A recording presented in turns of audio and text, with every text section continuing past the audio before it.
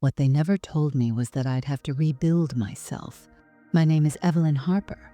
I'm 74 years old, and 22 years ago, a doctor looked at me with that look you never forget and told me I had breast cancer. It wasn't just news, it was a sentence, or at least that's what it felt like.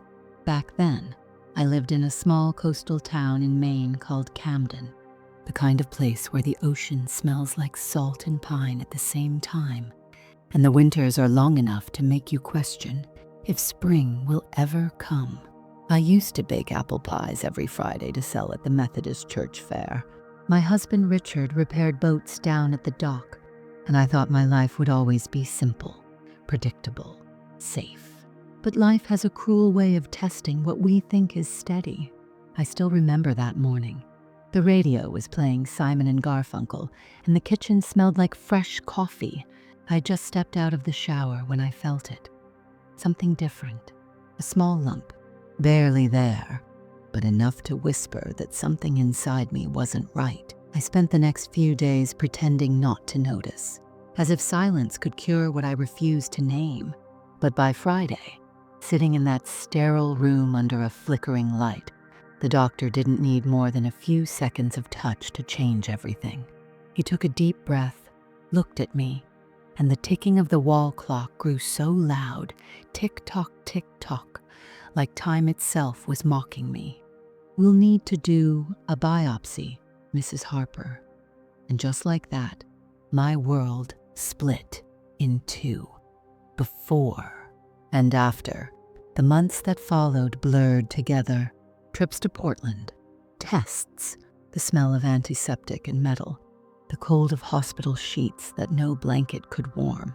And those looks, that quiet pity in people's eyes, I hated that. I didn't want pity. I wanted answers.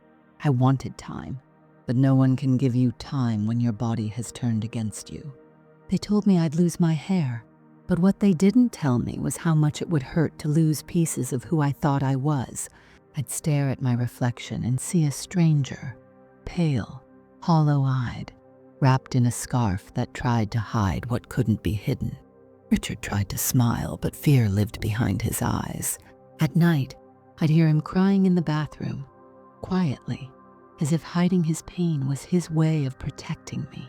During chemotherapy, I learned to count time by the needles, by the IV drips, by the seconds the fluid took to flow into my veins, and by small victories, finishing a bowl of soup, standing up, watching the sea through the hospital window, and realizing the waves still moved the same way.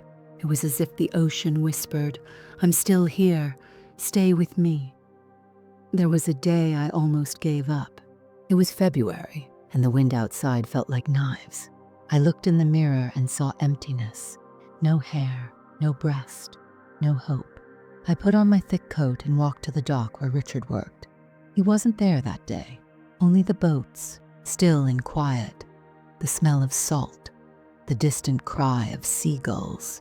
I sat on a bench and cried until there was nothing left, and when the tears finally stopped, I felt something new, a rough kind of peace, raw, unpolished, like the bottom of the pit could also be the beginning of something.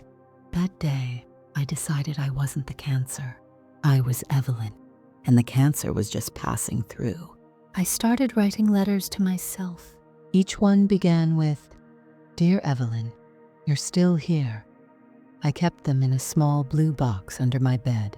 Every time the pain came back, physical or otherwise, I'd read one, and I'd remember that being alive, even in pieces, was still a form of strength.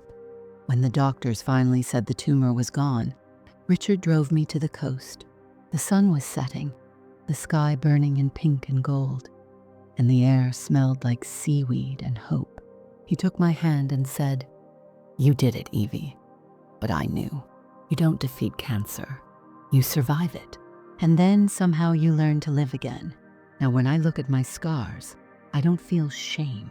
I feel reverence for the woman who went through hell and came back with grace. For the woman who still danced at her granddaughter's wedding, even when her bones ached. For the woman who still smells the ocean breeze and remembers the day she decided to keep breathing. Cancer took many things: my breast, my sleep, my fear of dying, but it gave me something I never had before: the awareness that life is urgent, that every laugh, every touch, every quiet morning is a miracle too easily forgotten. So when people ask me how I survived, I smile and tell them the truth.